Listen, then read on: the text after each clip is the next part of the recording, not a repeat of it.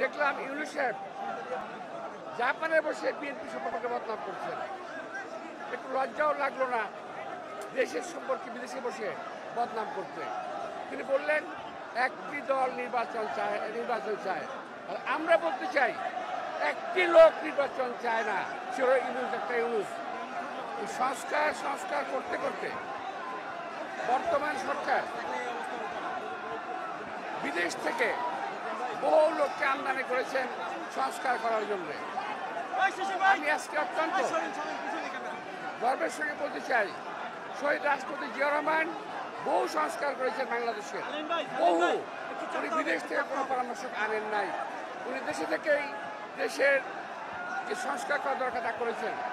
খাল সংস্কার করা হয়েছে, গার্মেন্ট ব্যবসা ও পোল্ট্রি, ডেয়ারি সহ নারী শিক্ষা, বহু সংস্কার তিনি করেছেন, কিন্তু তিনি কখনোই বিদেশ থেকে কোনো কাউকে আমদানি করেন নাই।